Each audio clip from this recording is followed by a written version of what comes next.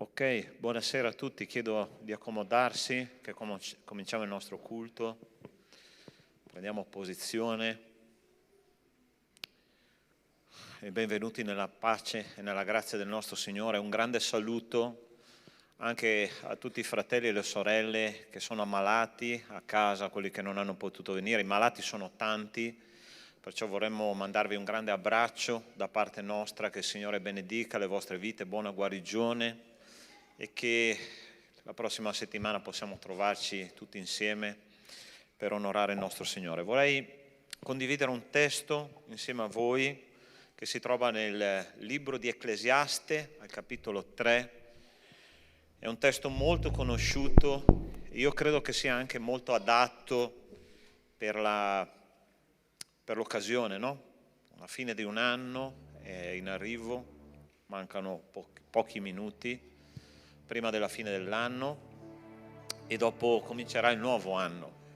E dice così Ecclesiaste capitolo 3 dal versetto 1, dice: per tutto c'è il suo tempo, c'è il suo momento per ogni cosa sotto il cielo, un tempo per nascere e un tempo per morire, un tempo per piantare e un tempo per sradicare ciò che è piantato, un tempo per uccidere e un tempo per guarire, un tempo per demolire e un tempo per costruire, un tempo per piangere e un tempo per ridere, un tempo per fare cordoglio e un tempo per ballare, un tempo per gettare via le pietre, un tempo per raccogliere, un tempo per abbracciare e un tempo per astenersi dagli abbracci, un tempo per cercare e un tempo per perdere, un tempo per conservare e un tempo per buttar via, un tempo per strappare e un tempo per cucire, un tempo per tacere e un tempo per parlare, un tempo per amare e un tempo per odiare,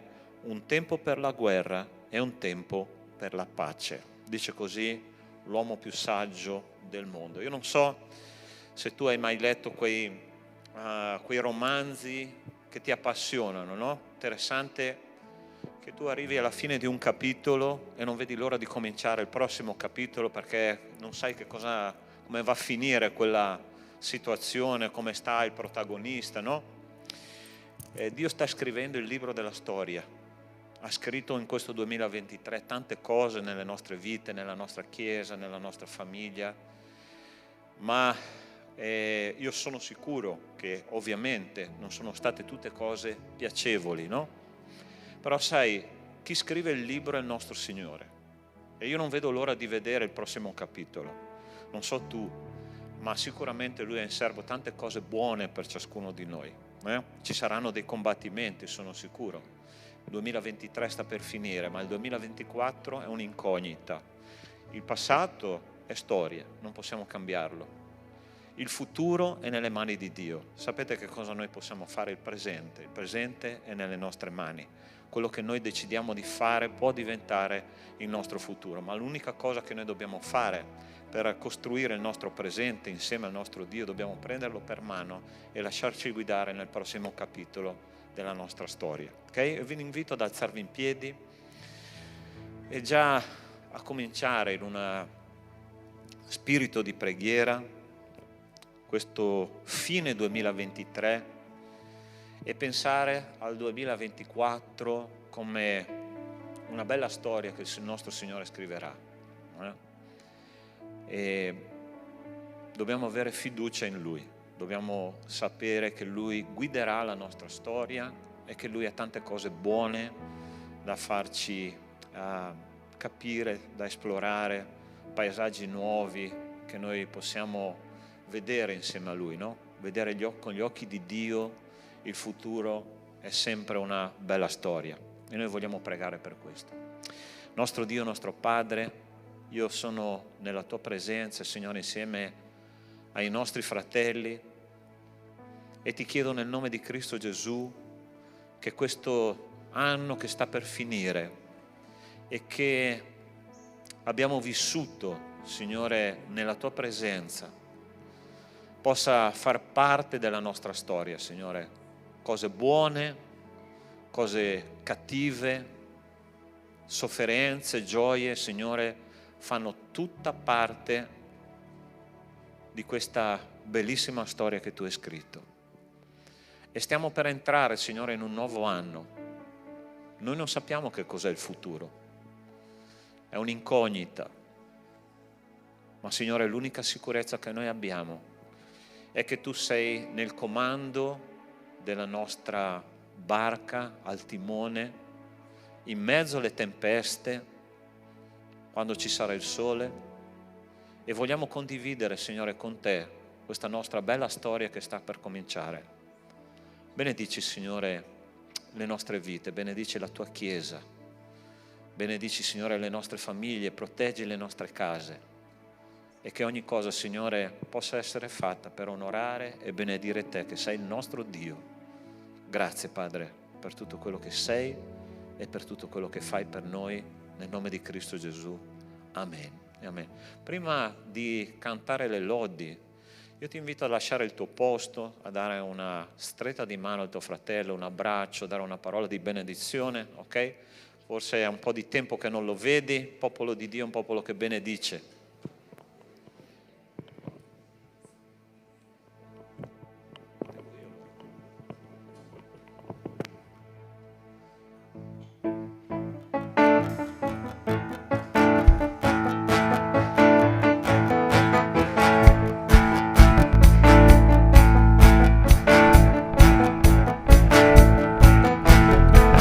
Sono forte se spero nel Signore, se spero nel Signore se confio.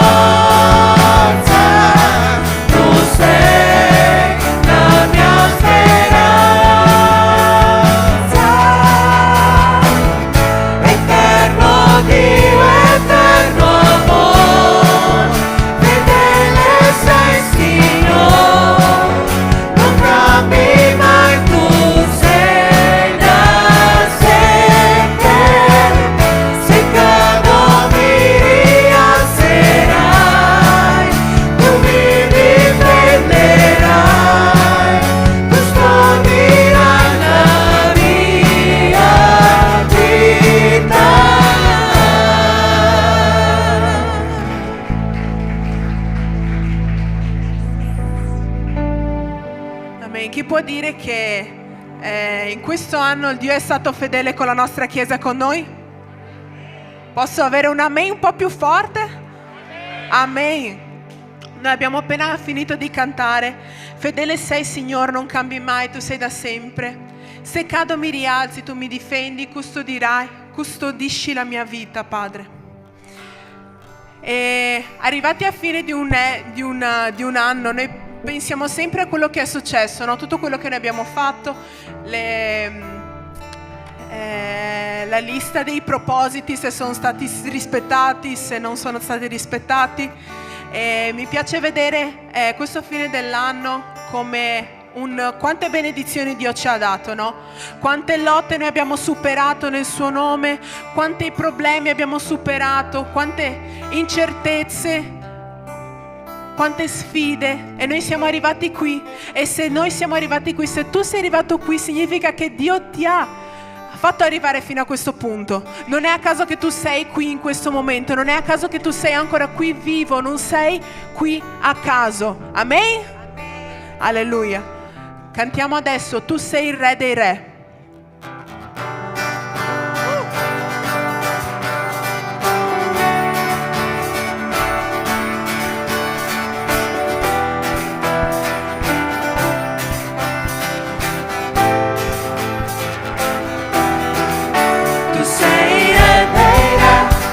Signore, Signore,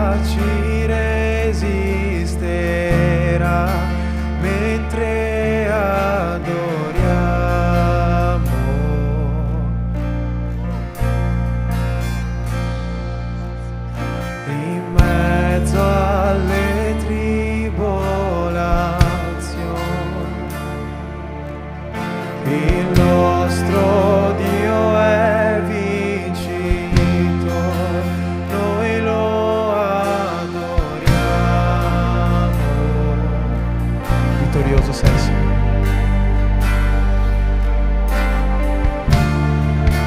Vittorioso sei, nella tempesta sta, il tuo nome è infallibile, i regni crollano, il tuo trono sempre sta, il tuo nome mai cambierà.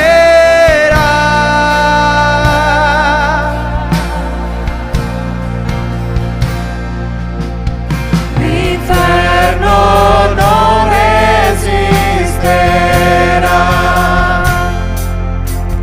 e nulla mai ci fermerà. Io ti adorerò.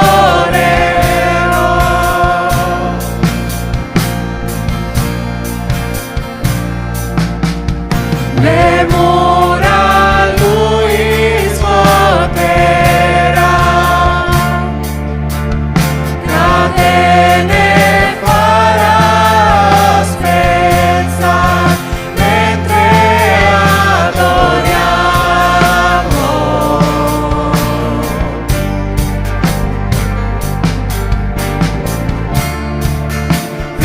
Vittorioso sei, nella tempesta stai, il tuo nome è infallibile, i regni crollano, il tuo trono sempre sta, il tuo nome mai cambierà.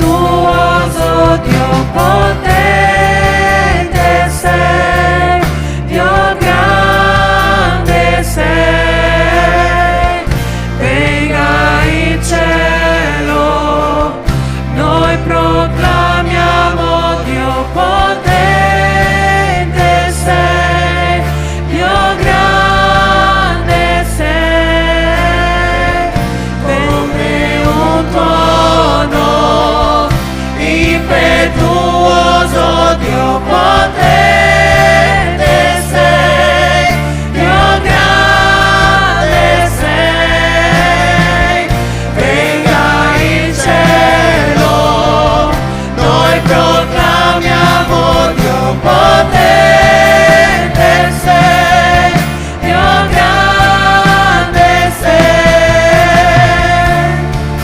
vittorioso sei, nella tempesta stai, il tuo nome è infallibile, i regni crollano, il tuo trono sempre sta, il tuo nome mai cambierà, come un tuono impetuoso Dio potente sei, Dio grande sei, venga in cielo, noi proclamiamo Dio potente sei, Dio grande sei, vittorioso sei, nella tempesta stai, il tuo nome è infallibile, i regni crollano, tuo trono sempre sta, il tuo nome mai cambierà.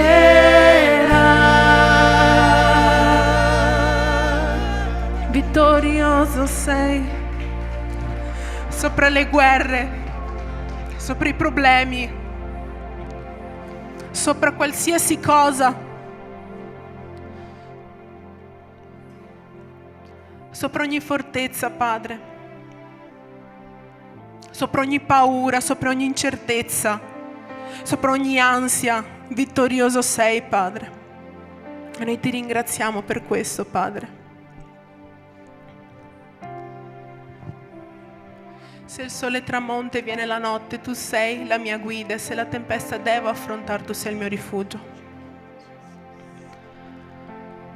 Ora avremo il nostro momento di offerte, e una volta credo che già qua è stata raccontata questa storia di quel ragazzo che durante l'offerta non aveva nulla da fare, si è messo dentro il cestino qua davanti al pulpito e ha detto: io non ho nulla da darti in maniera monetaria, Padre, ma io ho me stesso e io ti dono me stesso. E possiamo cantare questa canzone, questa prossima canzone, ricordandoci: se il sole tramonta e viene la notte, Lui sarà la nostra guida. Amen. Cantiamo.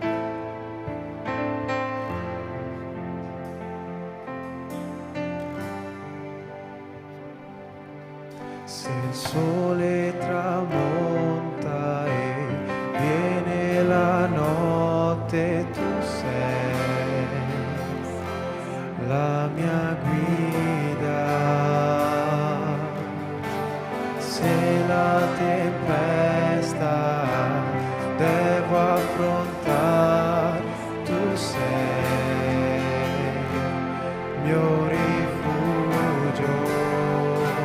Se nel mar io affondo, la tua mano su mi riporta per respirare, mi fa camminare sopra le acque.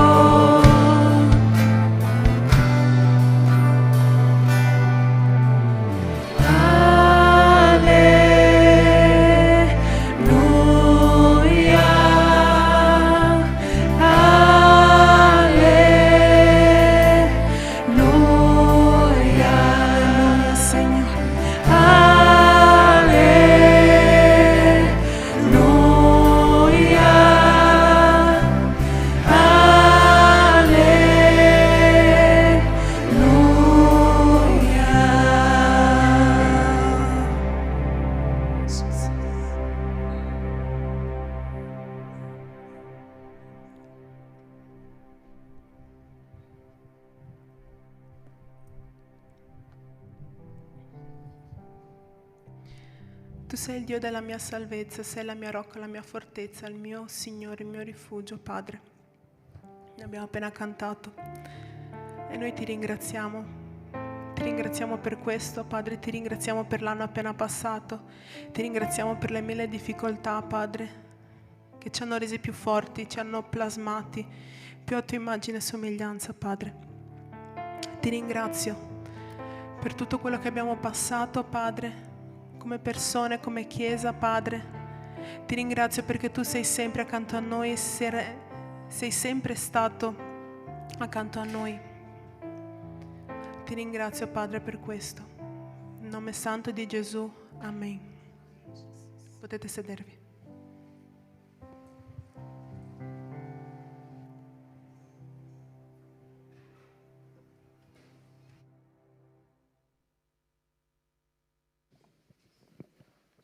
Ok, buonasera.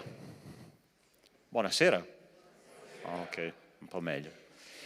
Allora, carissimi, siamo qua per fare una rendicontazione di quello che è successo nel nostro ritiro giovani / preadolescenti / adolescenti. E vi comincerò a raccontare un po' dall'inizio, quando già c'è stata No, prima facciamo una cosa. Io invito tutti i ragazzi e tutto lo staff, per favore, qua davanti, che hanno partecipato, per favore. Andiamo. Ok.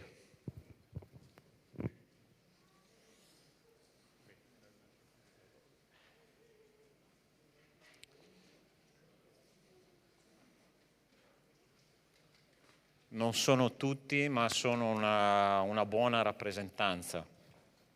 Allora, cominciando proprio dall'inizio, se dovessi sintetizzare questo campeggio, questo ritiro che abbiamo fatto 2023, questi 4 giorni, in una parola solo è combattimento, ok? E veramente è stato il campeggio dopo 6 campeggi che abbiamo fatto tra 2022, 21, 22, 23, penso che sia stato il più combattuto di tutti, perché veramente ci sono state tante cose da affrontare là al campeggio che sono state non semplici, ok? Vi do solo un dato: abbiamo avuto 11 ragazzi malati con febbre, ma febbre, quelli a 39, abbiamo avuto 2 ragazze sono svenute, altre 2 ragazze hanno fatto un'emorragia dal naso, un altro ragazzo gli è venuta una bronchite terribile proprio appena arrivato in campeggio, un'altra ha cominciato a zoppicare. Insomma, questo è più o meno il panorama, sembrava il San Camillo questo qua, ok? Ma questo è stato proprio solo un esempio. Abbiamo avuto dall'inizio, no? Dall'inizio, quando abbiamo cominciato a prenotare la struttura. Allora, a 3 settimane dal campeggio, dall'inizio del campeggio, c'erano 8 iscritti. E io per fede avevo insieme a Gabriel, dove è Gabriel qua? Eccolo là, quello che ha fatto la ricerca della struttura, no? Abbiamo trovato una struttura bellissima sotto il lago di Barcis, qui in provincia di Pordenone, molto bella la struttura, però ovviamente la struttura chiedeva un numero minimo di iscritti che erano 50, ok? E a 3 settimane dall'inizio ho detto: Signore, misericordia, devo pagare di tasca mia. Ho detto: abbiamo prenotato per fede, ok? E ho cominciato a fare una preghiera. Ho detto: Signore, dammi 40 ragazzi, perché 40 è un numero che è interessante nella parola di Dio, no? Sapete quanti ragazzi sono venuti al campeggio? 41. E sai perché? Perché il Signore ha detto: ah sì, tu chiedi 40, io te ne do 41, perché io faccio di più di quello che tu mi chiedi. Tra una cosa e l'altra, 41 ragazzi. Abbiamo avuto 15 staffisti, ossia 15 ragazzi che si sono occupati dei nostri campisti, ok? Tra i nostri giovani. E quest'anno abbiamo avuto uno staff che posso dire, ok, è stato il migliore che ho visto in questi 3 anni. Veramente una cosa fantastica.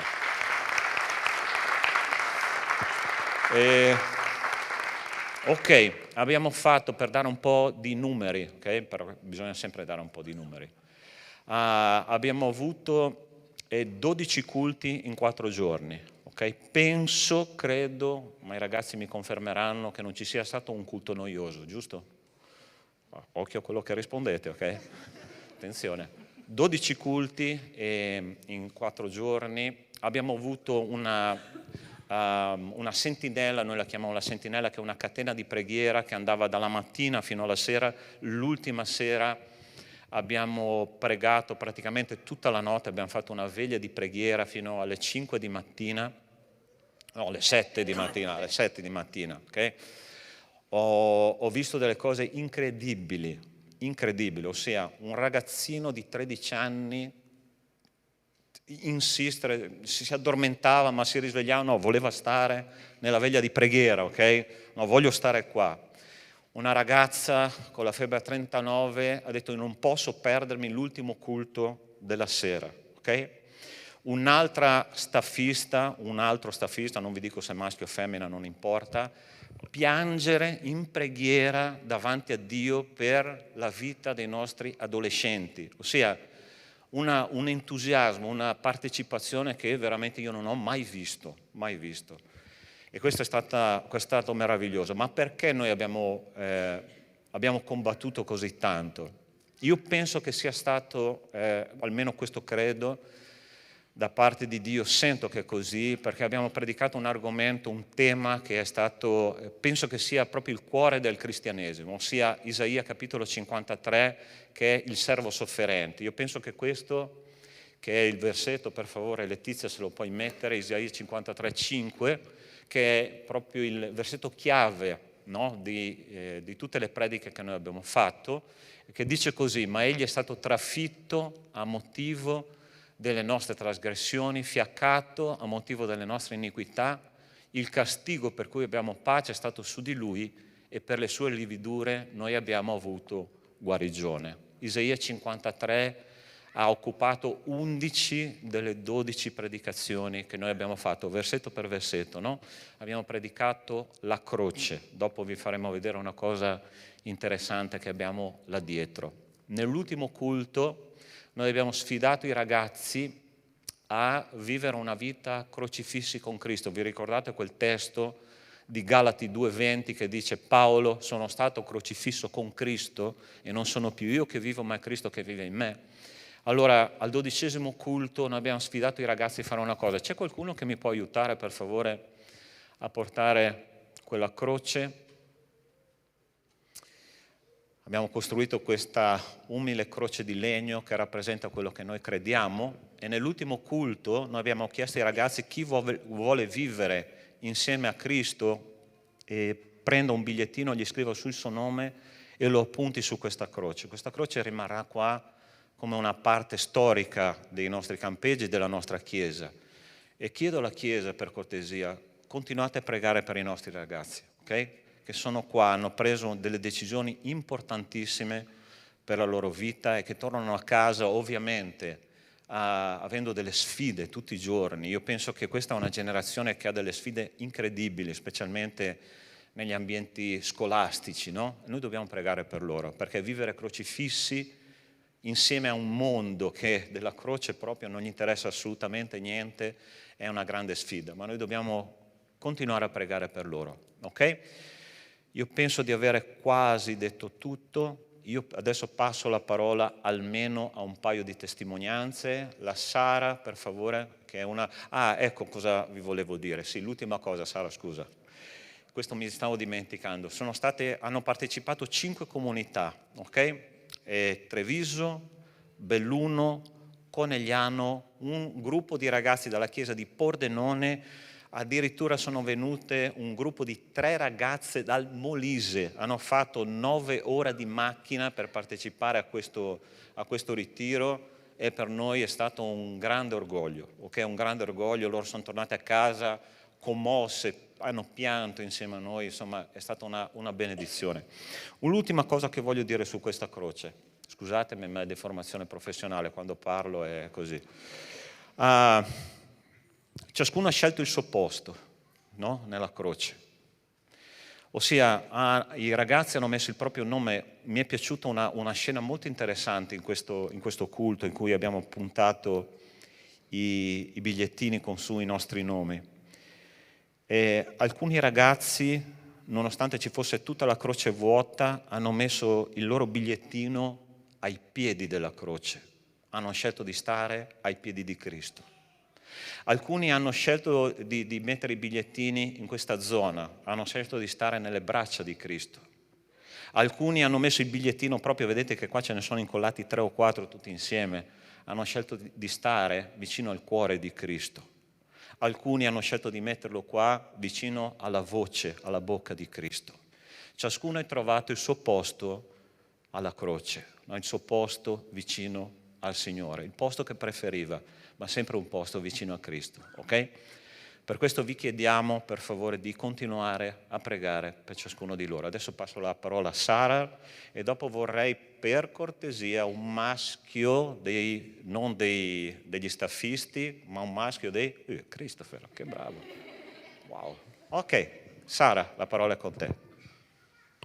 Pace a tutti, voglio ringraziare prima di tutto ai pastori e ai responsabili di aver fatto partecipare a questo bellissimo campeggio, che auguro a tutti di partecipare. È stata una benedizione partecipare a questo campeggio perché ho sentito che Dio era in mezzo a noi e quando soprattutto siamo stati alla veglia ho sentito proprio l'amore di Dio che sta sempre sui nostri cuori, che non ci abbandonerà mai. Quindi il mio consiglio è di stare sempre con Lui, non allontanarsi mai da Lui, perché Lui è la via, la verità e la vita. Quindi meglio di Lui non c'è nessuno.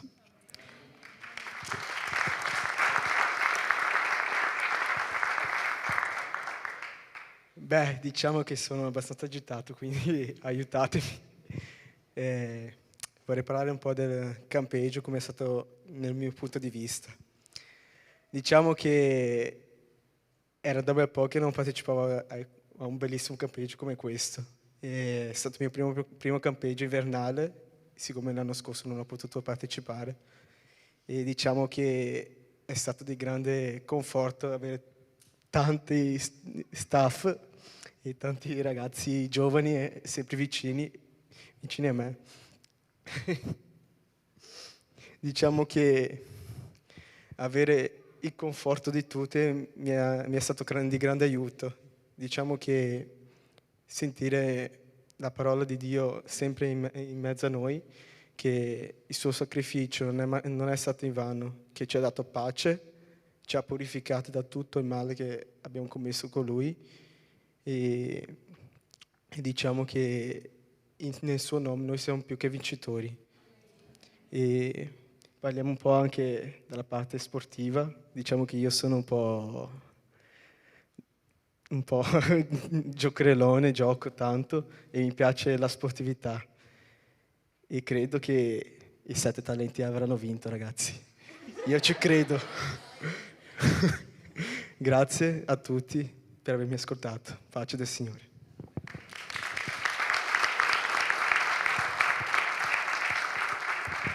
Qualche altro campista vuole dare una parola? Se no passo la parola allo staff, io sono sicuro chi verrà qua davanti, ok? Ci scommetto. Giulia, giusto?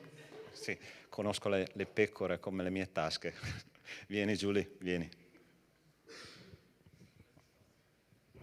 Pastore, come fai a indovinare sempre una cosa? Allora, con questo campeggio siamo arrivati a 1 anno di sentinella. Abbiamo iniziato l'inverno scorso con questa grande sfida e come se non bastasse la sfida della sentinella, abbiamo fatto la sfida della veglia di preghiera ed è stato un momento veramente molto speciale. E vorrei ringraziare il team Sentinella perché quest'anno eravamo un team, di solito me ne occupo io e Giovanni e quest'anno si è aggiunto Emanuele e Beatrice che ci hanno dato veramente una mano immensa in quello che è il lavoro, perché sembra semplice, ma riuscire ad incastrare tutti gli orari, volontari, non volontari, perché comunque la Sentinella è una catena di preghiera costante volontaria. Noi non obblighiamo nessun ragazzo a partecipare. perché vogliamo veramente che loro capiscano l'importanza di questo atto della preghiera e quanta importanza ha questo nella nostra vita spirituale. E io spero veramente che loro abbiano portato questo a casa.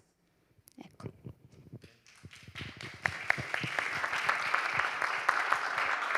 Qualcun altro dello staff? Un campista, benissimo, ok.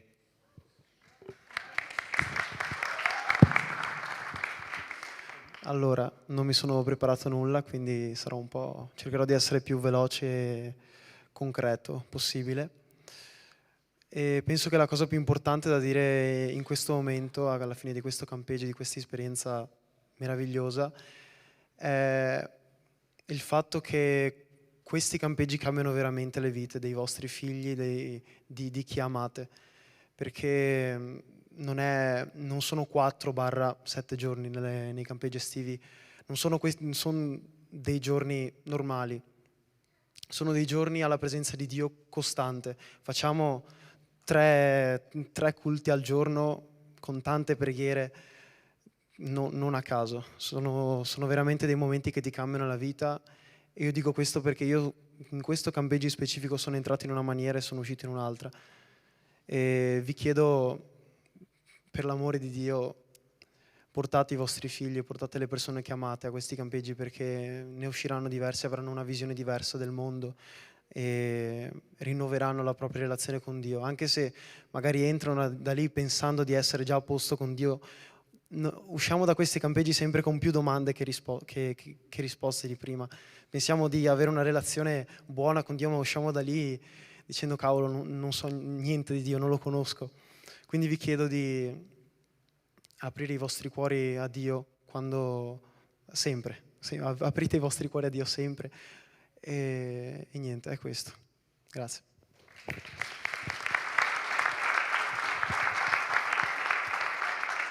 Qualcun altro?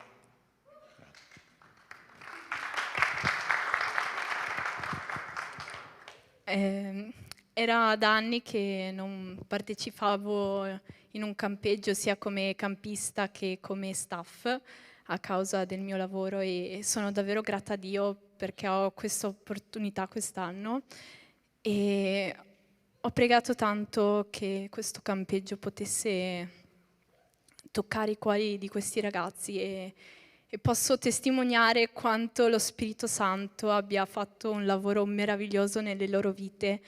Ogni volta che vedevo pregare loro, vedevo come lodavano il Signore, vedevo come il Signore toccava i loro cuori, sentivo proprio la presenza dello Spirito Santo in modo potente, sentivo come lo Spirito Santo li cercava, li desiderava e quanto apprezzava quando loro parlavano con Lui e li voleva esaudire. Quindi questo è un incoraggiamento soprattutto per voi ragazzi, sono davvero grata per quello che il Signore ha fatto nelle vostre vite in questo campeggio, siete stati un esempio e voglio raccontarvi questo fatto che mi ha toccato molto il cuore.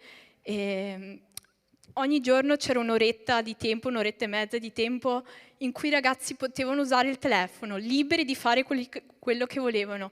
E nel loro tempo libero, un giorno, invece di usare il telefono, hanno deciso di sedersi nello scaldinato, ascoltare e fare domande sulla parola di Dio. Questa è una nuova generazione in cui vuole cercare il Signore. Pregate per questa generazione che invece di usare il proprio telefono decide di dare tempo per Dio, conoscerlo di più e cercarlo. Quindi ragazzi, Dio vi ama, Dio vi ascolta, siete preziosi per Lui e davvero è stata un'esperienza meravigliosa non solo per voi ma anche per noi, è stato importante, ci avete insegnato molto e continuate a cercare il Signore nella vostra giornata al di fuori di questo campeggio perché il Signore vuole darvi ogni giorno quello che voi avete vissuto nel campeggio.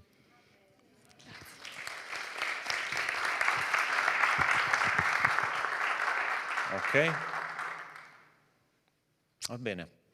Allora vi racconto l'altra piccola parte di questo episodio che ha raccontato la Giada, no? Un giorno, quel giorno di cui appena lei ha raccontato, E ero andato in camera nell'ora di libertà dei ragazzi, ho fatto la doccia, ho detto finalmente è un'ora libera, tranquilla, no? Voglio mettermi lì, leggere la parola di Dio, fare qualcosa che mi rilasso, no? Esco fuori dalla camera, scavalco un ragazzo che era seduto davanti alla porta della mia camera e una delle ragazze mi fa: pastore, ho una domanda da farti. Ok, mi sono seduto per terra, ok, erano in 5-6 nel pianerottolo della mia camera, e abbiamo cominciato a parlare, no, della parola di Dio. E dopo un'altra ragazza ha fatto una domanda, dopo un altro ragazzo ha fatto una domanda, abbiamo cominciato, eravamo in 5-6, poi sono diventati 10, poi sono diventati 15, poi sono diventati 22, poi sono diventati 28. Nel pianerottolo della mia stanza c'erano 28 ragazzi, c'erano seduti anche sulla gradinata della scala che veniva dal secondo piano. Ho detto: Signore, che meraviglia, questa è un'ora impegnata bene. Ho detto: i nostri ragazzi hanno fame della parola di Dio, ma ci vuole qualcuno che gliela spieghi. E mi sono ricordato del sermone sul monte, che Gesù si è seduto là e ha cominciato a parlare con i discepoli. Ho detto: questa è un'esperienza che noi rifaremo. Vi anticipo questo, ok? Io penso che una volta al mese o una volta ogni 2 faremo questa cosa. Ci sediamo per terra da qualche parte in questa sala e cominciamo a parlare, andare a cercare cosa la parola di Dio dice, ok? E risponderemo tutto quello che c'è nel nostro cuore, ok? Ma lo cercheremo insieme, non c'è il pastore, c'è noi. Noi cercheremo le risposte nella parola di Dio, ok? Pastore Caio, vuoi venire a pregare per noi, per favore?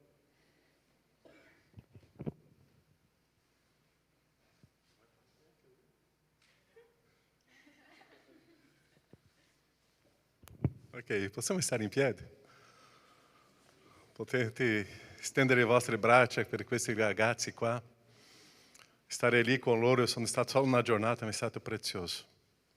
Perché c'era lo Spirito Santo, c'era Dio. E c'è ancora lo Spirito Santo, c'è Dio qua con voi. Alleluia. Nostro Padre, quanto è prezioso vedere quello che tu fai. E come abbiamo sentito questa parola, è una nuova generazione. Tu hai scelto, Padre, questo gruppo, tu hai scelto questa generazione. E che loro possano continuare a avere fame di te, oh Padre, sete di te, desiderio di te, oh Padre. E come abbiamo sentito, loro hanno lasciato il loro nome ai tuoi piedi, al tuo cuore, nelle tue mani, vicino alla tua bocca. Loro vogliono sentire la tua presenza, Padre, camminare con te, perché è in te che troviamo la vita, la gioia, la libertà. È in te, oh Padre, che riconosciamo il senso della vita. Ti ringrazio, Padre, per questo nuovo campeggio. Quanti combattimenti, ma quanta vittoria, Padre.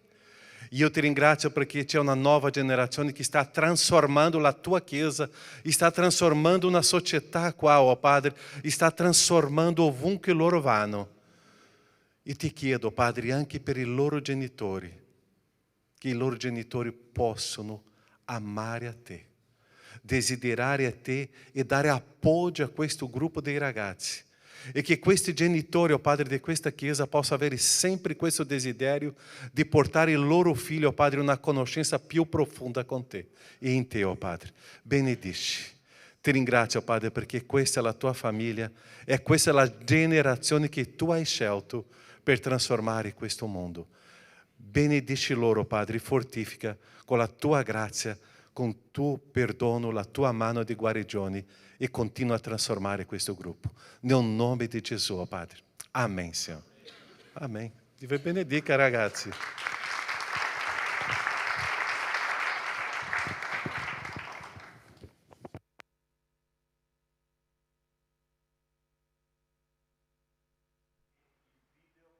È tutto il nostro campeggio, ok? Dopo i ragazzi faranno la canzone che è il bandiera del nostro campeggio, che si chiama proprio Isaia capitolo 53, Isaia 53. Grazie.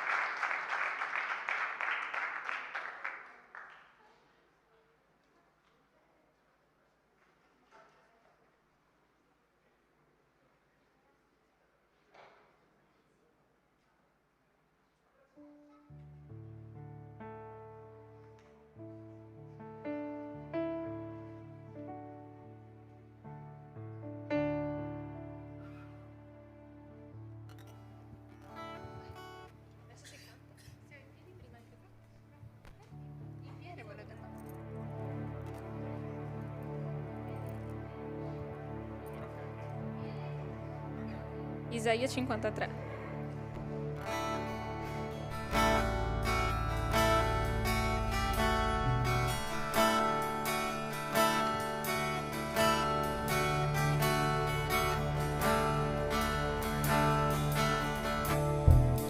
Lui non aveva alcuna bellezza o maestà che potesse attrarci. Lui non aveva nessuna apparenza da desiderare. Fu rifiutato tra le persone, ciò nonostante portò i miei dolori. Il suo castigo ci dà pace e la speranza non svanirà. L'offerta per la colpa lui la presentò per esaudire il Creatore. Lui morì affinché la sua luce in noi potesse brillare. Il figlio dell'amor si consegnò per potermi salvare.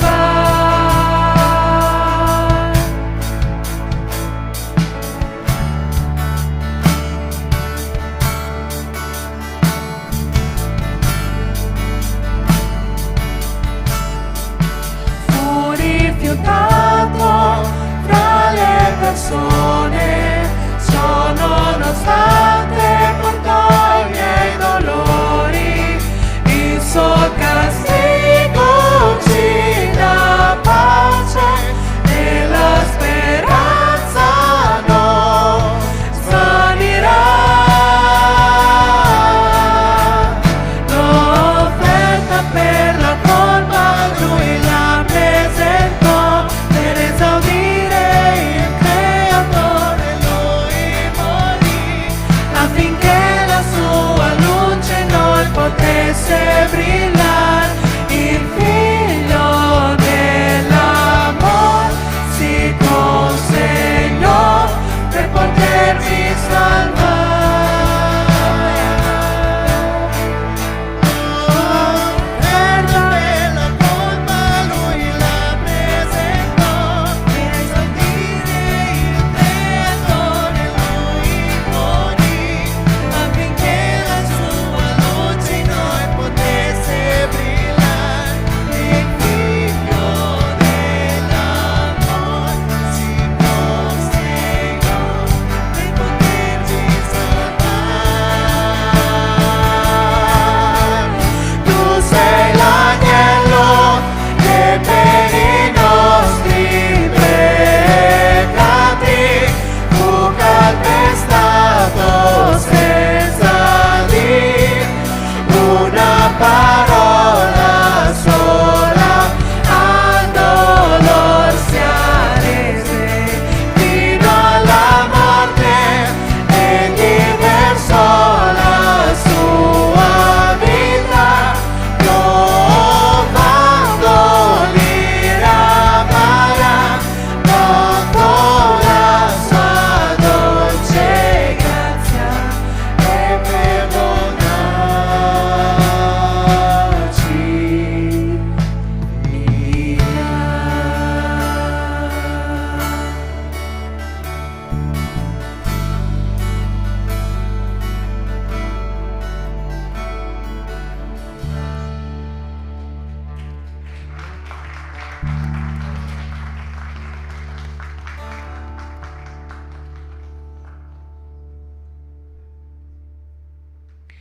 Bene, scusa, vai Monique. Vorremmo fare prima della predica un momento di preghiera e invito, se potete, se volete, a stendere la vostra mano su questi giovani ragazzi che sono il presente della Chiesa e saranno anche il futuro. Quindi facciamo un piccolo momento di preghiera. Signore, noi ti ringraziamo, Padre, per questi giovani, questi adolescenti, Padre, che hanno voglia di sentire di più, Padre, la tua presenza, hanno voglia di imparare di più, Padre. Ti ringraziamo, Padre, perché questi giovani sono nella nostra Chiesa, Padre, e ti prego, Padre, di mandarli in posti dove serve, che loro possano essere sale e luce, Padre, per questo mondo di tenebre, Padre, che loro possano portare la tua parola dove la tua parola non arriva, Padre, che loro possano dire la verità, annunciare il tuo nome, Padre. Io ti prego che loro possano avere il coraggio, che loro possano essere forti sopra ogni cosa, Padre. E ti ringrazio per questi giovani e per questi adolescenti, Padre. Nel nome santo di Gesù, amen. Potete sedervi.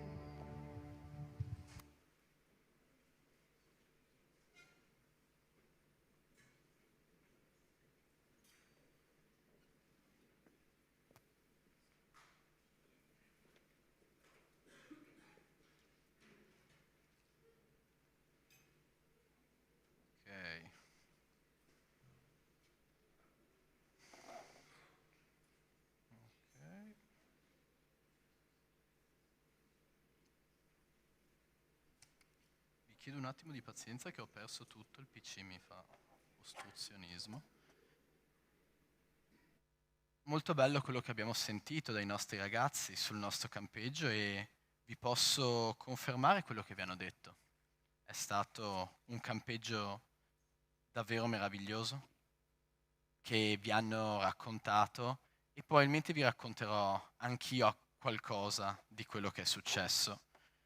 Perché i pastori mi hanno dato indicazione che devo chiudere alle 11:55, il loro errore è stato di non dirmi il giorno, quindi ho preparato 24 ore di predica, quindi preparatevi, c'è caffè, c'è tutto. Ovviamente stiamo scherzando, è bellissimo essere qui assieme, l'idea di fare il culto a Capodanno, a mezzanotte e chiudere l'anno e iniziarlo assieme, la trovo un'iniziativa meravigliosa, perché noi abbiamo di nuovo questa occasione per guardare indietro all'anno che abbiamo avuto, guardare indietro al 2023, un po' tirare un bilancio di come è stato. È andato bene? È andato male? È stato bello? È stato brutto? È stato doloroso? È stato gioioso? E da quello che ho visto io, dalla mia vita, a livello generale, è stato un anno misto, no? Lo definirei un anno misto. Il primo anno della, diciamo, completa normalità post-Covid, e questo è molto bello, ma nonostante questo ci sono stati vari dolori, varie difficoltà, vari problemi che ci sono sempre. E sicuramente anche questa Chiesa ha avuto momenti di dolore e momenti di gioia. Sicuramente abbiamo vissuto momenti difficili, momenti di separazione. Per chi è stato qua durante quest'anno sicuramente ricorda che ci sono state uscite di persone che hanno voluto andare via da questa comunità e che ora si trovano in comunità diverse, persone che erano insieme a noi, lodavano con noi, ascoltavano la parola di Dio insieme a noi. Nella nostra Chiesa ci sono ancora situazioni di questo genere, situazioni di difficoltà che sono nascoste, di persone che, ok, ci sta a avere problemi l'uno con l'altro, è normale. Litighiamo spesso anche con lo staff del campeggio, spesso ci abbiamo momenti di attrito in cui si ha da ridire l'uno con l'operato dell'altro, ma l'importante è sempre la riconciliazione che segue. E a volte nella nostra Chiesa noi permettiamo che ci siano questi attriti che rimangono nascosti, non riconciliati, ed sono situazioni in cui la Chiesa deve stare molto attenta. Poi durante quest'anno ci sono stati lutti, separazioni, perdite di lavoro, amici che si sono allontanati, rapporti perduti, ci sono stati problemi di salute. Penso che chiunque qua dentro, guardando agli ultimi 12 mesi, trovi almeno una difficoltà, almeno un giorno negativo, almeno un pianto che ha fatto. E queste situazioni non possiamo fare altro che metterle nelle mani di Dio perché agisca. No, non è tutto così il tenore della predica, non vi preoccupate, perché non c'è solo dolore, non c'è solo tristezza, ma c'è stata anche tanta gioia, abbiamo tanti motivi per dire grazie. E penso che questa sera sia un'occasione grandissima che dobbiamo usare per dire grazie al nostro Dio, perché quante persone qua dentro hanno vissuto dei miracoli, hanno visto Dio agire nella loro vita, agire nelle loro situazioni, hanno visto le loro preghiere realizzate. Quante situazioni così ci sono state? In questa chiesa abbiamo visto arrivare nuovi membri. Abbiamo appena parlato del campeggio, del gruppo adolescenti, abbiamo visto una corposa crescita di questo gruppo adolescenti. Abbiamo avuto dei campeggi davvero belli per tutte le fasce d'età, bambini, preadolescenti, adolescenti, giovani.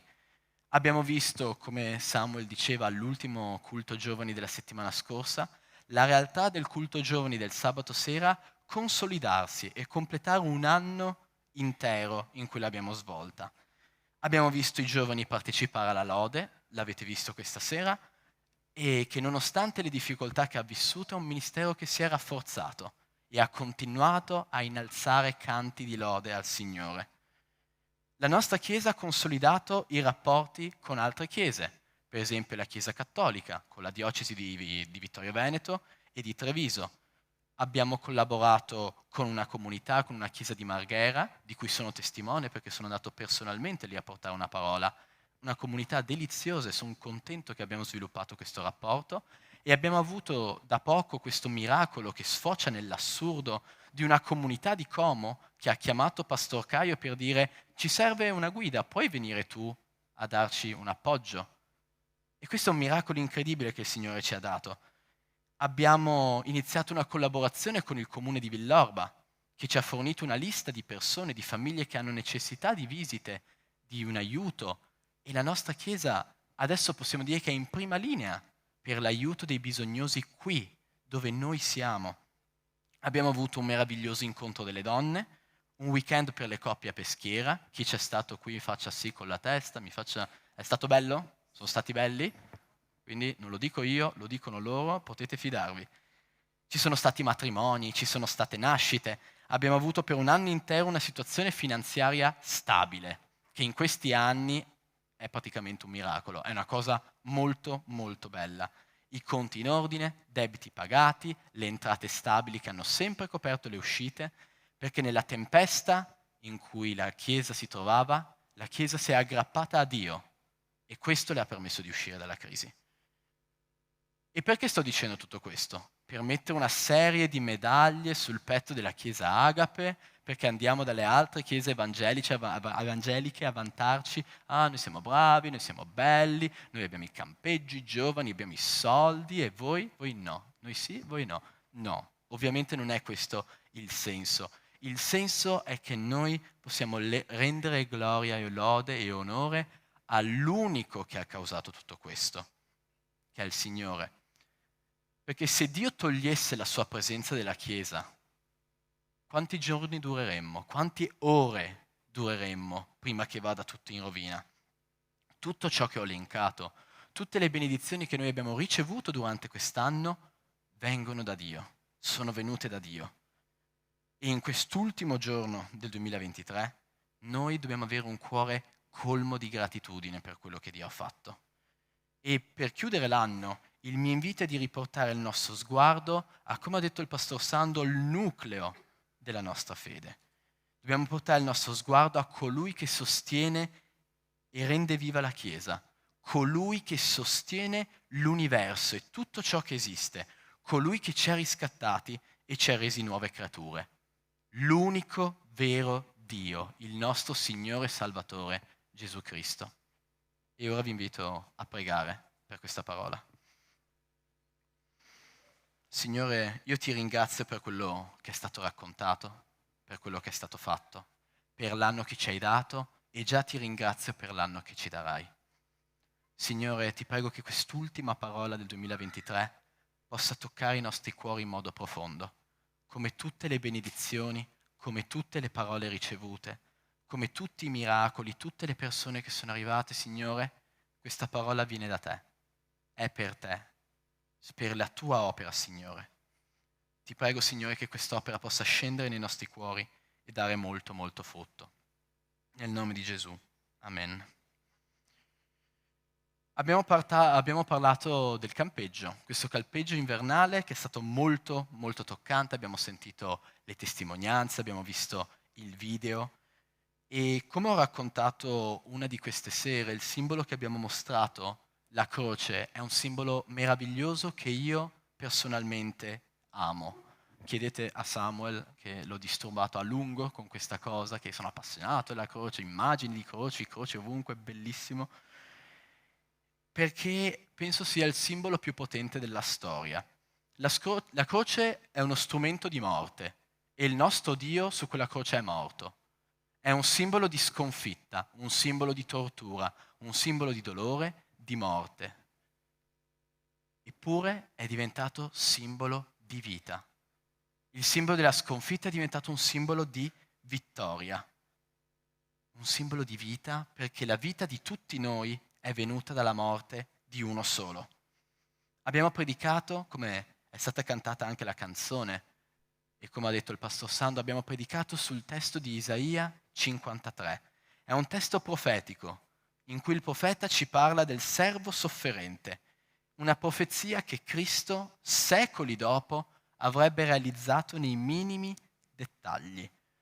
Abbiamo considerato tanti aspetti di questo testo e le verità del Vangelo che lo realizzano. Io vorrei ripercorrere in sintesi con voi alcune cose che sono state dette e vi invito ad aprire la parola di Dio in Isaia 53, versetto 3. Vedremo dal 3 al 5 e dal 10 al 12. Il profeta scrive: disprezzato e abbandonato dagli uomini, uomo di dolore, familiare con la sofferenza, pare a colui davanti al quale ciascuno si nasconde la faccia, era spregiato e noi non ne facemmo stima alcuna. Tuttavia erano le nostre malattie che gli portava, erano i nostri dolori quelli di cui si era caricato, ma noi lo ritenevamo colpito, percosso da Dio e umiliato. Egli è stato trafitto a causa delle nostre trasgressioni, stroncato a causa delle nostre iniquità. Il castigo per cui abbiamo pace è caduto su di lui, e mediante le sue lividure noi siamo stati guariti. Versetto 10. Ma il Signore ha voluto stroncarlo con i patimenti. Dopo aver dato la sua vita in sacrificio per il peccato, egli vedrà una discendenza, prolungherà i suoi giorni e l'opera del Signore prospererà nelle sue mani. Dopo il tormento dell'anima sua vedrà la luce e sarà soddisfatto. Per la sua conoscenza il mio servo, il giusto, renderà i giusti i molti, si caricherà egli stesso delle loro iniquità. Perciò io gli darò in premio le moltitudini. Egli dividerà il bottino con i molti, perché ha dato se stesso alla morte ed è stato contato fra i malfattori, perché egli ha portato i peccati di molti e ha interceduto per i colpevoli. Con i ragazzi siamo andati dritti al nucleo della verità del Vangelo, e la verità del Vangelo è che l'umanità è persa e peccaminosa. E questa è la prima cosa, perché stasera voglio chiamarti a riconoscere una serie di verità, una serie di cose. E la prima verità che voglio chiamarti a riconoscere, è che tu sei perso e peccatore, come tutta l'umanità attorno a te. Senza Cristo noi tutti siamo perduti. Il sacrificio sulla croce è stato, è e sempre sarà necessario. Senza quel sacrificio l'umanità sarebbe stata destinata a restare abbandonata nel buio del peccato. E quindi questa sera Dio ti sta chiamando a fare un'analisi di te stesso, ad andare al nucleo della tua fede, al centro di quello che credi e chiederti perché ci credi. Credi in Cristo e nel suo sacrificio. Credi in quello che Gesù dice di essere, quello che la parola di Dio dice che Cristo ha fatto. Credi di poter fare qualcosa che ti renda gradito a Dio. Credi che tu possa fare qualcosa che ti renda degno della salvezza. A quest'ultima domanda posso rispondere con la parola di Dio, perché la parola di Dio ci insegna che l'uomo non può fare nulla per la propria salvezza, non può fare niente. In Efesini 2, capitolo 8 e 9, versetto famosissimo, viene scritto: infatti è per grazia che siete stati salvati, mediante la fede, e ciò non viene da voi, è il dono di Dio. Non è in virtù di opere, affinché nessuno se ne vanti. E quindi voglio soffermarmi su questo aspetto qua. Senza Cristo, in assenza di Lui, ci aspetta il buio, ci aspetta il pianto, ci aspetta lo stridore di denti. Ma come abbiamo visto con i ragazzi, con quella croce, con Cristo, attraverso il suo sacrificio, cambia tutto. E quindi voglio fare un esercizio mentale che ho proposto anche ai ragazzi, invito tutti a chiudere gli occhi in questo momento e a pensare a quella notte, alla notte della croce, così come i Vangeli ce la raccontano. Ti invito ad immaginare Cristo che viene arrestato, che viene torturato, che viene mandato da un'autorità all'altra, che non riescono a trovare di cosa accusarlo, ma nel mentre lo torturano, lo flagellano, lo umiliano, lo colpiscono. Dopodiché viene finalmente accusato, viene dato a Ponzio Pilato, che stabilisce che lui deve essere messo a morte. Nessuno lo difende, tutti i suoi amici sono scappati via, Gesù è solo. Come ho detto ai ragazzi durante il campeggio, immaginati completamente solo, perché così si stava sentendo Gesù in quel momento. Viene portato fino alla croce e lì gli vengono piantate le mani e i piedi e su quella croce lui muore. E io ti invito ad immaginare Cristo che muore, ma non finisce lì la storia, continua a vedere di fronte ai tuoi occhi quello che succede. Cristo che risorge, sposta il sasso che chiude la tomba e poi appare alle donne, appare ai suoi discepoli in tutta la sua gloria. Puoi riaprire i tuoi occhi, Cristo è risorto, è magnifico e glorificato, un corpo di gloria. E voglio che ripensiamo al senso di questa croce, perché su quella croce la morte è sconfitta, il diavolo è sconfitto, il mondo è sconfitto, la carne è sconfitta, il peccato è sconfitto. E chi è il vincitore? Il vincitore è uno e uno solo, Gesù Cristo, l'unico vero Dio. E quindi questa sera, con questo culto, io ti voglio invitare a prendere e a rendere tua la grandissima gioia del Vangelo, la potenza di questo messaggio, la potenza di questa libertà che noi abbiamo, liberi dalla morte, liberi da Satana, liberi dal mondo e dalle sue illusioni, liberi dalla nostra carne, liberi dal peccato. Tutto questo non per merito nostro, non per una nostra conquista, ma tutto solo per la grazia di Cristo. Abbiamo parlato dell'iniziativa Sentinella che è stata fatta durante il campeggio ed è un'iniziativa meravigliosa che davvero fa la differenza e mi sta insegnando a me per primo, che faccio molta fatica a dedicare del tempo alla preghiera, quanto importante, preziosa e potente è la preghiera. E abbiamo fatto tante considerazioni su questa azione, sulla preghiera. E la prima è, noi non sappiamo come si prega. Lo dice la parola di Dio. Cristo ci insegna a pregare, Cristo intercede per noi. E mentre noi parlavamo della sentinella, di come organizzarla, di come strutturarla, si era pensata a due parole per definirla, comunitaria e continuativa. Comunitaria e continuativa. Cioè la preghiera deve essere fatta tutti assieme e continuamente.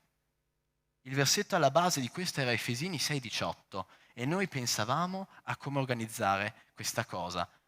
Ma discepoli del pastor Sandro c'erano due parole con la C e necessariamente ne serviva una terza. Non poteva non esserci una terza parola con la C per la sentinella. E ne abbiamo pensato, abbiamo trovato una parola fantastica, cristocentrica. Una sentinella cristocentrica che mette Cristo al centro. E questa parola penso che sia eccezionale perché definisce tutto di noi. Noi ci chiamiamo cristiani, che è stato l'appellativo che hanno dato a una delle prime chiese, per definirli dei piccoli Cristi, persone che si comportavano così tanto in modo così simile a quest'uomo chiamato Cristo, che erano come se fossero dei mini lui, dei piccoli Cristi. E quindi la nostra vita deve essere cristocentrica, la nostra Chiesa deve essere cristocentrica, la nostra fede è cristocentrica. E quindi noi dobbiamo riconoscere, celebrare chi Cristo è. Questo è assolutamente fondamentale. Noi non abbiamo modo di meritare Cristo. Voglio che questo sia chiaro, soprattutto ai più giovani. Non possiamo meritare Cristo. Cerchiamo sempre un modo di cadere. Ah, ma Signore, se predico abbastanza, se lodo meglio, se canto più forte, se prego tutte le notti, tutta la vita, allora meriterò. No, non importa mai, mai importerà quanto noi facciamo. La cosa che conta è la nostra fede e più ancora della nostra fede conta la grazia che viene da Cristo. Noi non possiamo fare nulla per salvarci se non avere fede nel sacrificio perfetto che Cristo ha fatto. Il sacrificio con cui Cristo paga i nostri peccati ci rende nuove creature, redente e a Lui gradite. E per questo torna di nuovo fondamentale, centrale l'immagine della croce, perché la croce ci rende umili. Abbiamo guardato The Passion durante il campeggio. Film, tanti lo conoscono, molto cruento, ti mostra senza mezzi termini com'è andata la notte della passione. E pensare a quel momento, visualizzarlo, vedere il dolore di Cristo, mette tutte le cose in prospettiva. Ah, ma Signore, io ho predicato, io ho lodato, io ho fondato chiese, io ho fondato missioni, io ho dato tutti i miei beni ai poveri.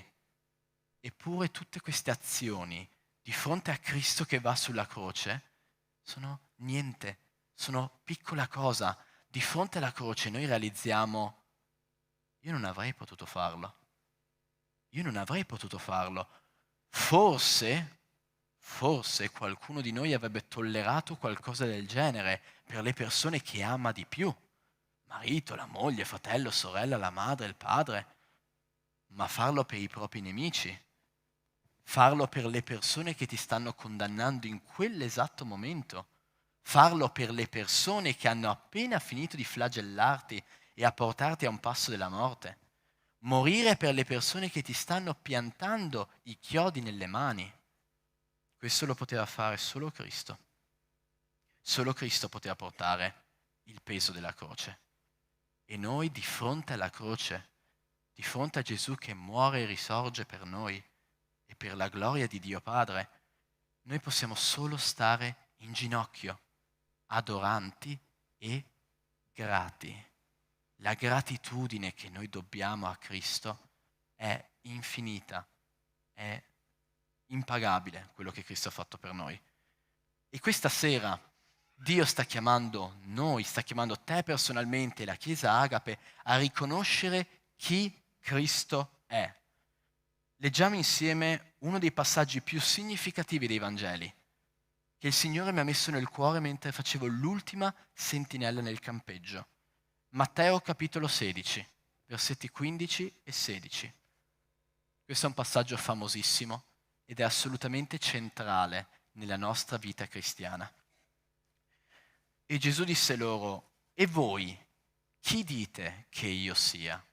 Il dibattito era su: che cosa dice la gente di me? Dicono che sei Elia, dicono che sei Giovanni il Battista, dicono che sei un profeta. E Gesù cambia la domanda: ma voi, miei discepoli, che camminate con me, che mangiate con me, voi chi dite che io sia? Simon Pietro rispose: tu sei il Cristo, il figlio del Dio vivente.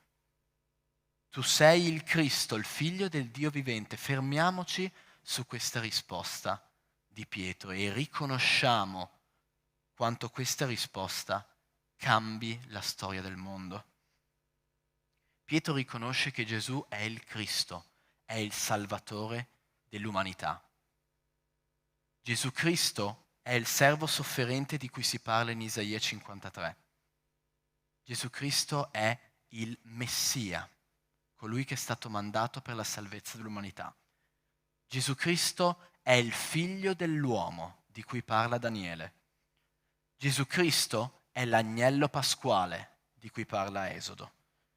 Gesù Cristo è il sommo sacerdote, l'altare e il sacrificio attraverso il quale i nostri peccati sono pagati. Gesù Cristo è il figlio di Dio.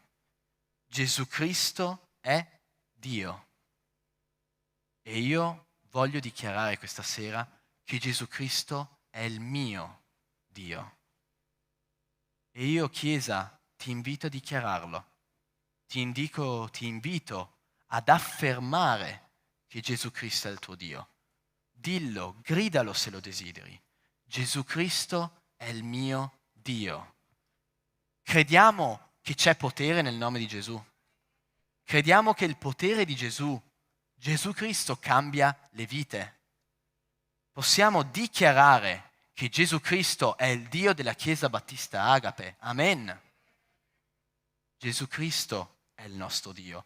E questa è tutta la differenza, questo è il centro, perché quando io dichiaro, quando io riporto alla memoria, quando io affermo che Gesù Cristo è Dio, io mi ricordo chi Gesù Cristo è, mi ricordo che cosa Gesù Cristo ha fatto, quanto piccolo sono io e quanto grande, magnifico e potente è Lui. Nell'ultimo versetto di Isaia 53 viene detto che a Cristo vennero date in premio le moltitudini. Nella lettera ai Romani Paolo scrive che il sacrificio di Cristo ci ha liberati dalla schiavitù del peccato e ora noi siamo servi di Cristo e servi della giustizia di Dio. All'inizio della lettera agli Efesini Paolo prega in questo modo, Efesini capitolo 1 versetto 20. Questa potente efficacia della sua forza, sta parlando di Dio Padre, egli l'ha mostrata in Cristo, quando lo risuscitò dai morti e lo fece sedere alla propria destra nel cielo, al di sopra di ogni principato, autorità, potenza, signoria e di ogni altro nome che si nomina non solo in questo mondo, ma anche in quello futuro. Ogni cosa egli ha posta sotto i suoi piedi e lo ha dato per capo supremo alla Chiesa, che è il corpo di lui, il compimento di colui che porta a compimento ogni cosa in lui. Questo punto è centrale, secondo me. Noi vediamo Cristo come nostro confidente, come nostro dottore, come nostro amico, come il nostro Salvatore. Spesso noi guardiamo a quello che Lui ha fatto per noi, quello che Lui fa per noi. Alle volte lo vediamo un po' come un genio della lampada. Vado alla sua presenza, gli presento il mio problema e lui mi dà la soluzione magica. E io me ne vado via contento che il mio problema è risolto. Ma cosa c'è scritto qua? Che ogni cosa è sottoposta ai piedi di Cristo e Cristo è il capo supremo della Chiesa. Di nuovo io voglio chiedere alla Chiesa una dichiarazione. Possiamo dichiarare che Gesù Cristo è il Re della Chiesa Battista Agape? Puoi dichiarare che Gesù Cristo è il Re della tua vita? Come è stato detto in campeggio ai ragazzi, stiamo dichiarando che Lui è Re. Un Re non è un mio pari. Io non sono un pari del mio Re. Io di fronte al Re vado con umiltà, di fronte al suo trono, mi inginocchio e supplico. Non gli chiedo le cose con arroganza, come se fosse un mio amico. E Cristo è il nostro Re. È buono da ascoltarci, è buono da aver pazienza con noi, è buono da essere morto sulla croce per noi, ma Lui resta il nostro Re. Tutta la parola di Dio parla di Cristo. Ogni singolo versetto rimanda a Cristo. In uno degli studi portati dal pastor Sando, lui ha fatto vedere come nel Levitico ogni prescrizione rituale che era riportata era immagine di quello che Cristo avrebbe fatto, di quello che Cristo è. Lui è il protagonista della Bibbia, non sei tu e non sono io. Io e te non siamo i protagonisti della storia del mondo, non siamo i protagonisti della storia della salvezza e non voglio scioccarti dicendolo, ma non siamo nemmeno i protagonisti delle nostre vite. Tu non sei il protagonista della tua vita.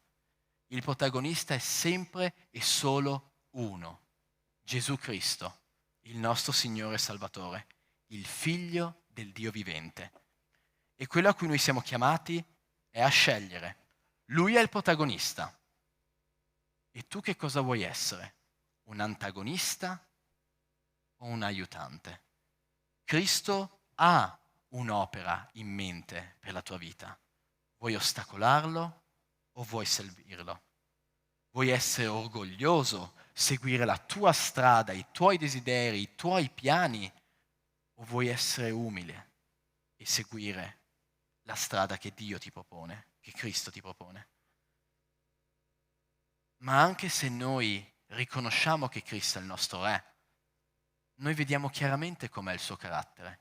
E lui non è un dittatore, non è un despota. Il nostro Re è un Re buono e amorevole, che ha versato il suo sangue perché noi fossimo riconciliati con il Padre e fossimo salvati dal peccato e dalla morte. Cristo è il nostro Re e ci chiede obbedienza e sottomissione. Come ho detto recentemente ai ragazzi, sottomissione è diventata una parolaccia nella nostra società. Sottomissione è così brutta, non siamo liberi, non posso fare quello che voglio, ma noi dobbiamo ricordare che Lui è il Re. Quando noi veniamo battezzati dichiariamo che il Signore, Gesù Cristo, è il Signore e Salvatore della mia vita. Noi abbiamo un rapporto di sudditanza verso di Lui, ma questo non contraddice l'amore infinito che Cristo ha per te. Leggiamo da Matteo 11, il versetto 28, in cui Cristo parla ai Suoi discepoli. E questo versetto mi è stato citato in questo campeggio durante un momento molto buio che stavo vivendo, in cui sono dovuti venirmi a tirare fuori con la parola di Dio e con la preghiera. E Gesù dice: venite a me, voi tutti che siete affaticati e oppressi, e io vi darò riposo. Prendete su di me il mio giogo e imparate da me, perché io sono mansueto e umile di cuore, e voi troverete riposo alle anime vostre, poiché il mio giogo è dolce e il mio carico è leggero. Cristo ci chiede obbedienza, sì, ma la sua obbedienza, l'obbedienza che noi dobbiamo a Lui, è dolce e leggera. È un'obbedienza che ci porta a una vita piena e una vita vera. A noi dà fastidio l'idea di Dio, all'essere umano dà fastidio l'idea di Dio, l'idea di avere un Re sopra di noi che ha l'autorità, il potere di comandare cosa noi possiamo o non possiamo fare. A noi dà fastidio questa realtà che c'è un Dio giudice che un giorno ci chiamerà ad essere responsabili di tutto ciò che abbiamo fatto, detto e pensato, e che un giorno giudicherà e giudicherà bene, perché è Lui l'unico giudice supremo, se abbiamo fatto bene o se abbiamo fatto male. Per l'essere umano questo è fastidioso, perché l'essere umano vuole essere libero di fare quello che vuole. La società ti dice che qui dentro sei schiavo, che questa religione ti manipola, che ti chiude, che ti incatena. Il mondo ti propone la libertà di fare quello che vuoi, di dire quello che vuoi, di fare il lavoro che vuoi, andare a letto con chi vuoi, prendere ogni decisione, tutto quello che vuoi. Subito per te il tuo piacere, la tua carriera. Dopotutto te lo meriti, no? Quante bugie così ci vende il mondo. Ma Cristo ci dà la vera libertà, la libertà dalla morte, la libertà dal peccato, la libertà dalla legge che ci condanna e la libertà di seguirlo, la libertà di essere figli di Dio, la libertà di essere in una chiesa, una vera famiglia che ci ama, che ci accoglie e che segue insieme a noi il Signore. Leggiamo dalla lettera ai Galati, capitolo 5, versetto 1. Queste sono parole molto potenti, forse le conoscete.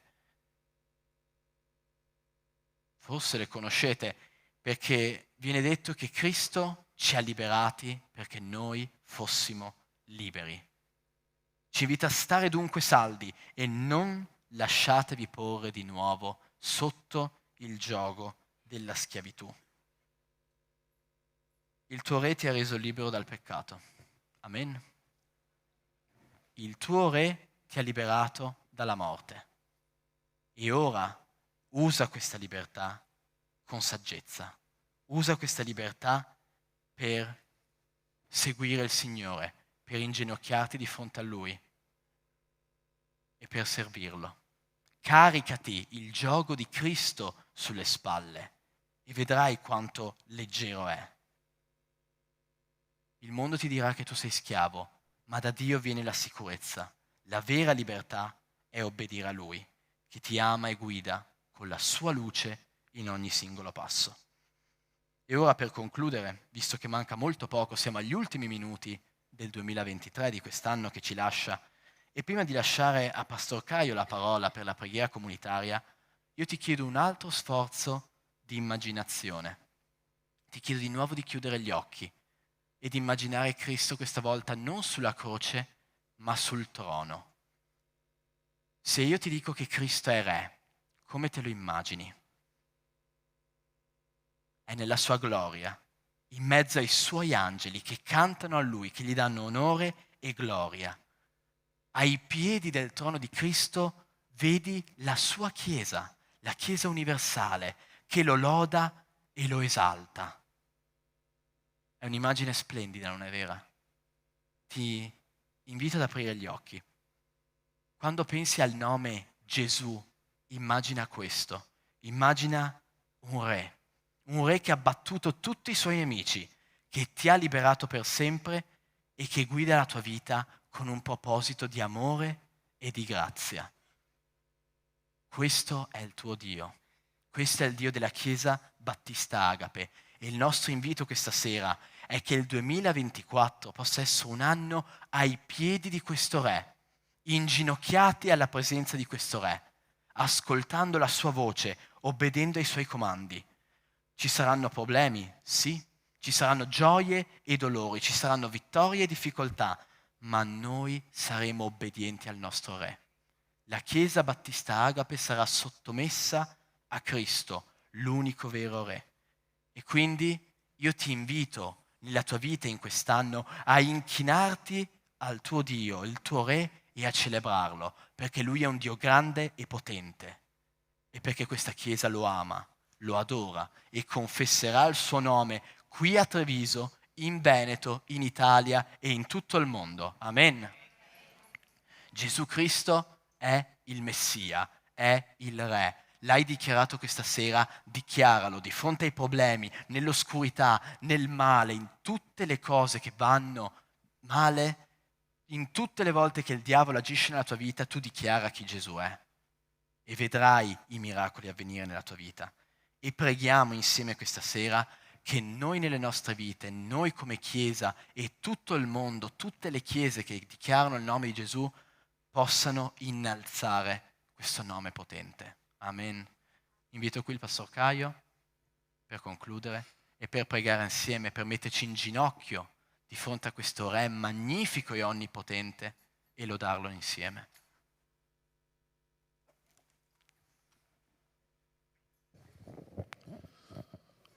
Noi staremo adesso in preghiera.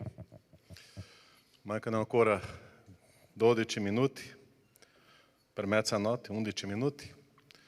E uno degli argomenti che noi abbiamo lavorato con i ragazzi è che questo Cristo, questo Gesù, è venuto per darti una pace.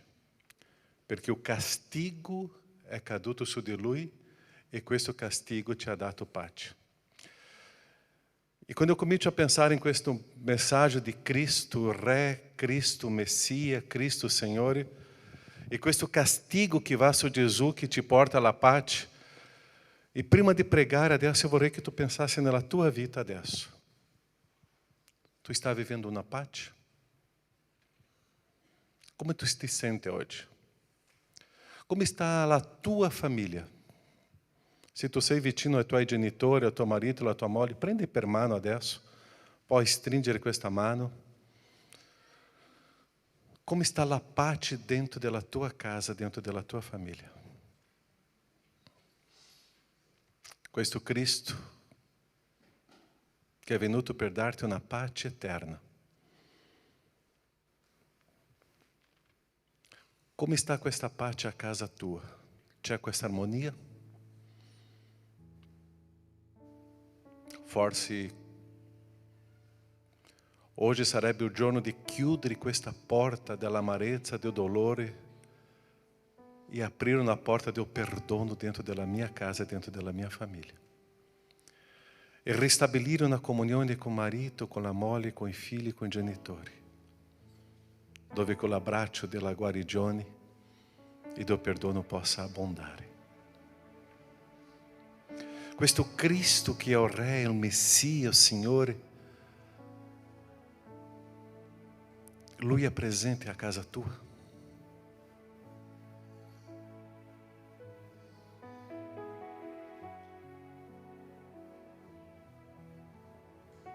C'è pace anche nella tua vita con te stesso. Sicuramente abbiamo vissuto un anno molto delicato, difficile con noi stessi. Abbiamo sbagliato e tante volte abbiamo difficoltà di perdonare a noi stessi. Ma che possiamo chiudere questo anno perdonando a noi stessi, perché il castigo è caduto su Gesù e questo castigo ci porta alla pace.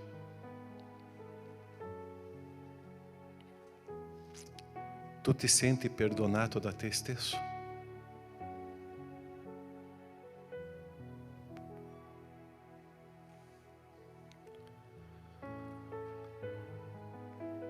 Questo Cristo che è il Messia, che è il Re, che è il Signore, Lui vuole essere sovrano nella tua vita e che tu possa avere veramente una pace profonda con te stesso.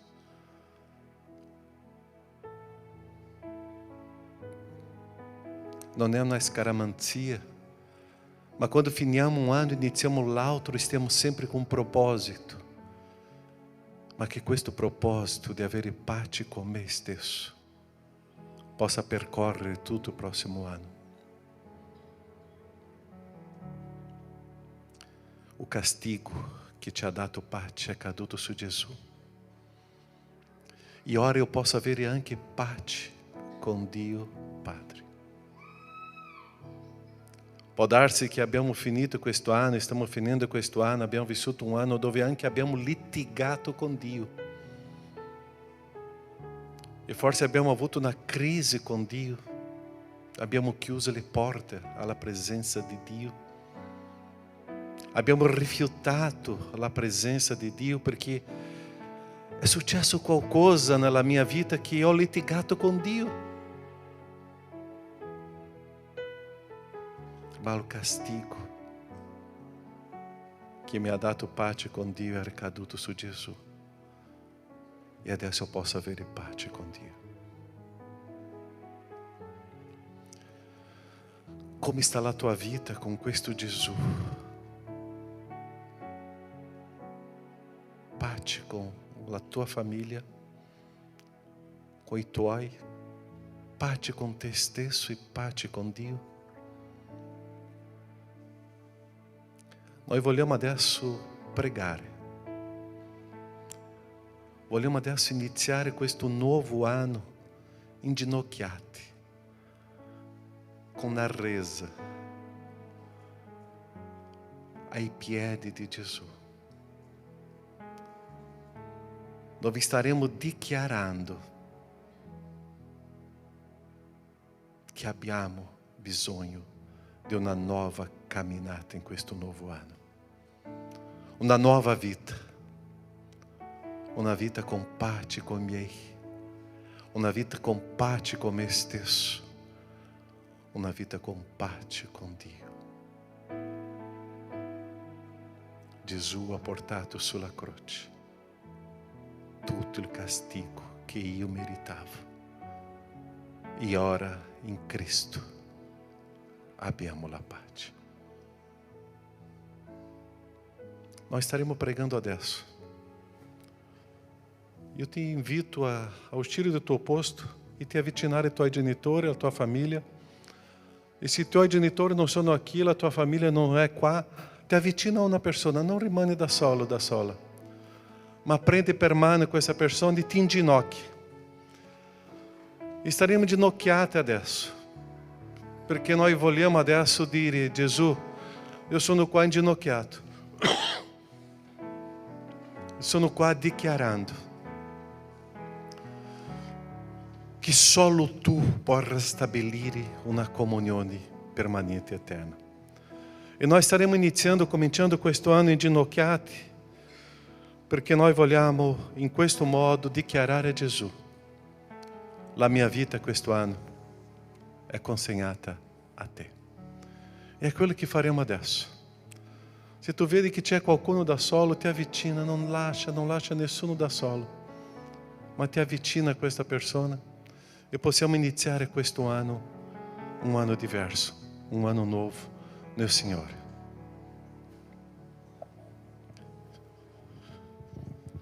Nosso Padre, è la tua Chiesa, è la tua gente, è la tua famiglia. Noi siamo, Padre, qui questa sera, Padre, quasi mezzanotte, inginocchiati. Perché noi stiamo riconoscendo, Padre, che noi non siamo niente, come abbiamo sentito adesso. Noi dipendiamo completamente da te.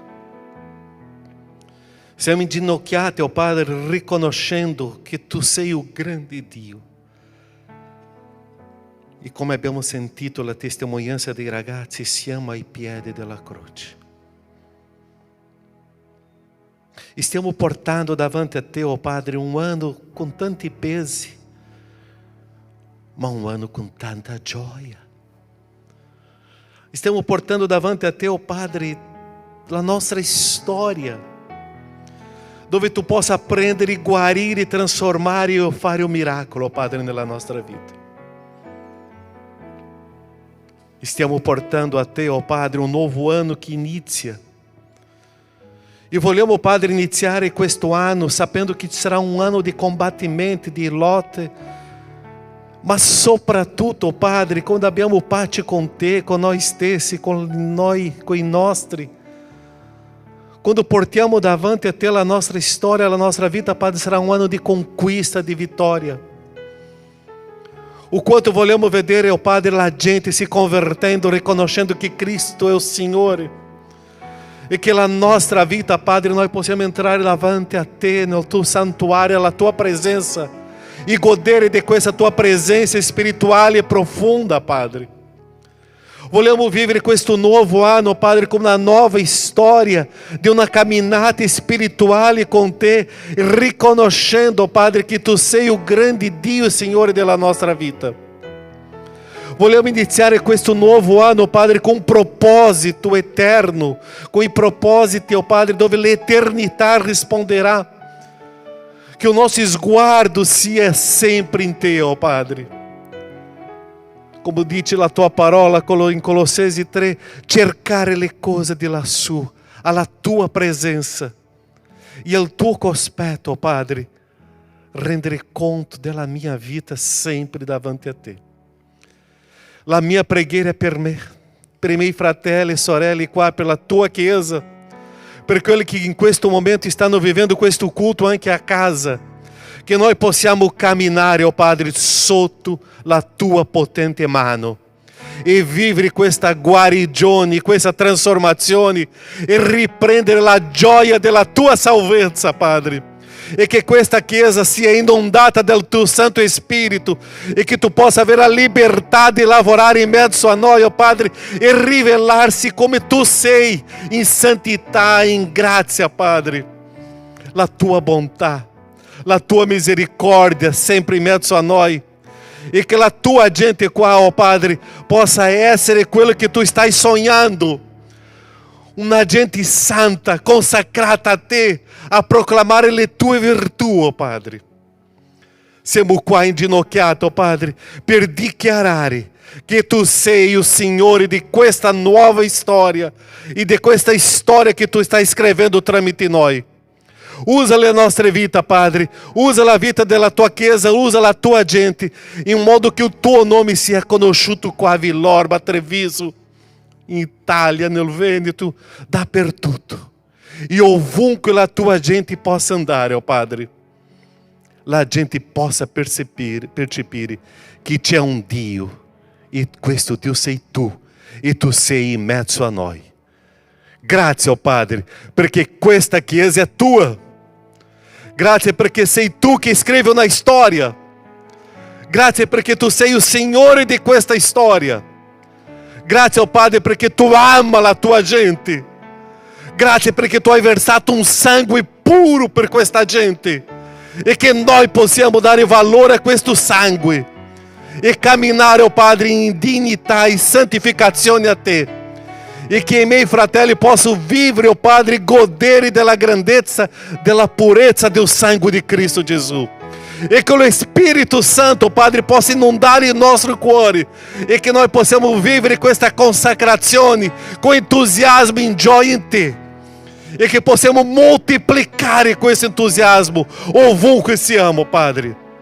Benedici la tua Chiesa.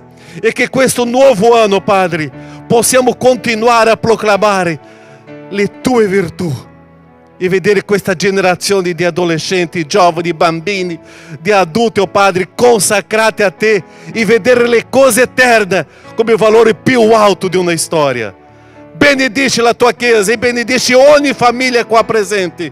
E la tua presenza spirituale, Padre, possa riempire ogni cuore e possa inundare ogni vita qua. E che possiamo traboccare della tua gioia, perché se noi siamo in te e Cristo Gesù è il nostro Signore. Alleluia, Padre, le tue benedizioni siano oggi e sempre. Amém, Senhor. Amém. Que Dio vi benedica, Chiesa. Io posso dirvi adesso un buon 2024 per voi. Amém? Já sono mezzanotte e 2, l'anno scorso já è finito. Potremmo dare un abbraccio, un buon anno, gli auguri, ma gli auguri spirituali di grandezza del Signore. Che Dio possa benedirvi ciascuno di voi e camminare in questa ricchezza. Ma dà un abbraccio nella persona al tuo fianco, ma di stringere veramente questo abbraccio della ricchezza della presenza del Signore. Dio vi benedica, un buon anno, buon 2024.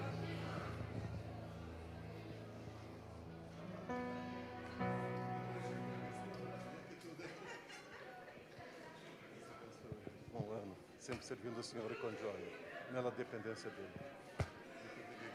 Deus te abençoe, pastor. Qual é a música? E Leone Laniel.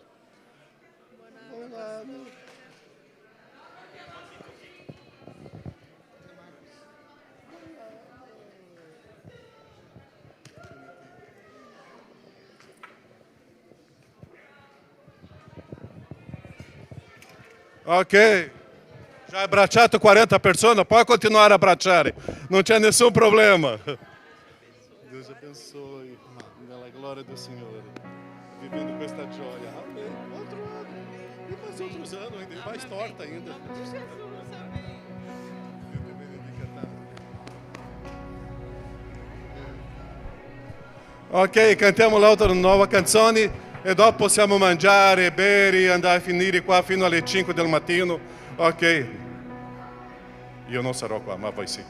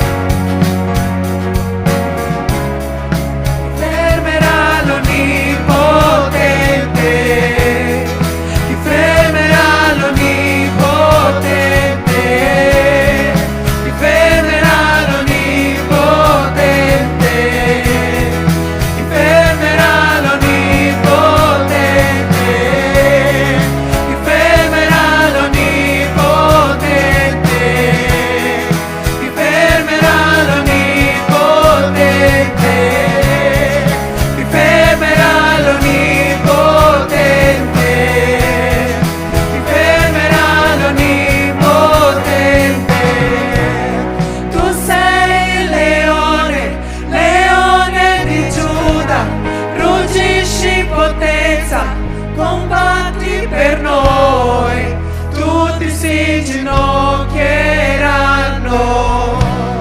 Oh, tu sei l'agnello, l'agnello immolato, hai vinto e spezzato le catene del peccato.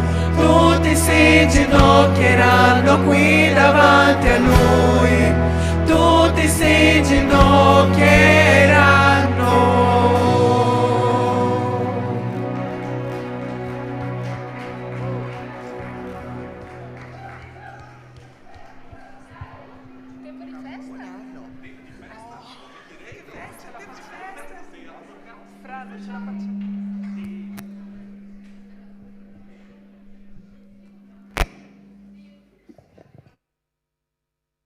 Ponto, è finito già, no? Ok, prossimo anno só, ok. Potete mangiare a bere, eu já estou mangiando, ok?